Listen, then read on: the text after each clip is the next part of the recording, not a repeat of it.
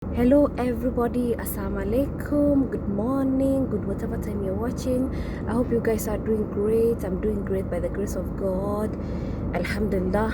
And today I want to talk about a little bit sensitive topic, and I'm so sorry, maybe it might remind you of something that has passed and it's hurting, but it's something that we need to talk about. It's about grief when you are away, mourning when you're not at home. I want you to tell me in the comment section, how did you receive the news of the loss of your loved one? Was there anyone with you when you received the news? How did your madam, or if you're working in the house, how did those around you take it?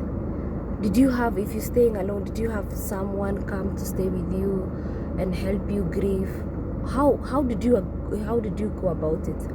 So this topic it's sensitive, and so many people, they don't understand how it feels when you lose someone, or when someone in your family or someone close to you dies, and when you are so many miles away. So I'll give you a story. I'll give you my own example. In June 2016, 12th June 2016, my grandfather and his angel wings, may his soul rest in peace, he died on the morning of 12th of June, and I didn't know that he has passed on, but there is something that was telling me like something is not okay. I remember on this specific day we had gone somewhere. I had woken up and had gone to a certain government office in the morning, and when I was coming back, I was feeling so hot, which was not normal. It was Ramadan, I remember, and I was fasting. I was feeling so hot, and the one who was with me told me it's better you remove your hijab, maybe you would feel better. And yeah, I removed my hijab, and when we came and he dropped me home, I was still feeling the same, and it was dhuhr. And when I went to pray, when I made sujood, I didn't wake up. I fainted, and I didn't know that I had fainted, and I didn't know the reason why I fainted. I just found myself, I woke up to 2 p.m. From around 11:30 to 12 p.m. to 2 p.m. That's when I woke up. And I realized, like I was praying. What happened? It was a terrible feeling, but still I couldn't tell what was happening. And then I decided, because khalas, I was not working at that specific moment, I want to sleep, and I couldn't sleep, and I kept trying to get sleep that was not coming, which was not normal. Me, I'm that person who can sleep 24 hours or even 48 hours. I can just sleep, wake up, go back to sleep like this. And this day I wasn't even trying even to catch a bit. My mind was like, I don't know how I can explain the feeling. And then around 3 p.m. I decided, kalas, yeah, now I will sleep. I'll sleep. And then a message popped up on my phone, and it was my sister, my elder sister was texting me. And then I said that this is what I told myself. Okay, see, there was a chama that we used to have, and I don't know if I had just sent the money, and I was thinking maybe that's why she's texting back to tell me pesa imefika. Then I decided to ignore the message, and then I'm like, let me just check. And when I opened the message, she's that kind of, you know what she had told me? It's like, Guka ameenda kwao, like my grandfather, our grandfather has gone. And I'm like, wait a minute, what did you say? The news, I didn't call her immediately. I called my mother. She didn't pick the phone. 1, 2, 3, she didn't pick the phone. And then I called my father, and my father gave the phone to my mother. And they knew how so much, how I loved my grandfather, and they knew how so much close. It's only that the distance was making us to feel apart, but how much I loved my grandfather. And then that's when my mother told me, yeah, it is what it is. Wuka passed on in the morning, and you know, you just have to take heart. And I didn't have anything to say. I didn't even respond. I just hung on the phone, and I was like a zombie because I wasn't even crying. I felt dumb. I felt numb. I don't know, like I wasn't even crying, and I don't know how there's so many, like, I don't know, yani. I was feeling like, wait a minute. And then I stayed for like other 2-3 hours. I wasn't talking to anyone. I was just there. I was immobile. I wasn't even moving. I was just there. And then I remember I called back again around 6 o'clock, and this is when now I started asking questions. How did he die? Who knew first, like, he's dead? What happened to him? He was like, my grandfather used to be like, he's on and off sick, but at this moment he was so okay. No one had told me like he was ailing. Actually, he died so well in his sleep, like he just rested.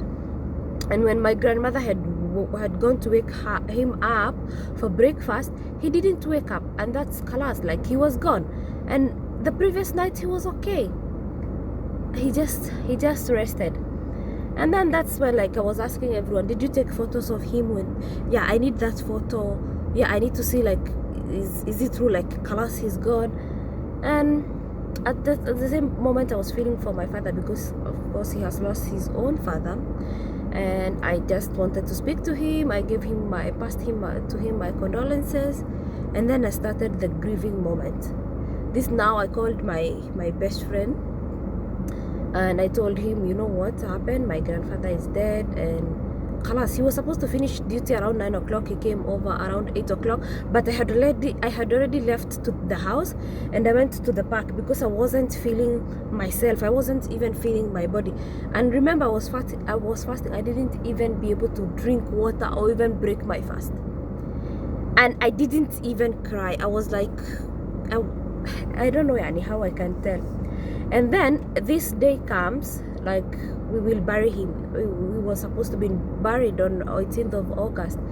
And now this is when the reality hit, because my cousin was sending me all the photos and videos from when they left home to the mortuary, and all the photos, and even the photos like when he was there in the box, in the coffin. And somehow I was believing he was dead, and somehow my heart was not accepting. And it was so painful seeing, like, the photo of my grandmother, the way he was looking at my grandfather in the coffin. It was terrible, yani. And then in that evening, my friend again, he took me to Corniche. It's a man-made ocean in Doha, in the city center. And he told me, we need to put these flowers in the water, so that we can, in the ocean, so that you can feel like you have buried your grandfather. And that's what I did. And when I dropped those flowers, and they started moving, and I couldn't see them again, that's when the reality stuck, and I felt like this voice telling me, Kalas, you see those flowers, the way they have gone, this is the way that you will not see Wuka again. And I broke. I cried my heart out. I cried. And then I felt sort of relief.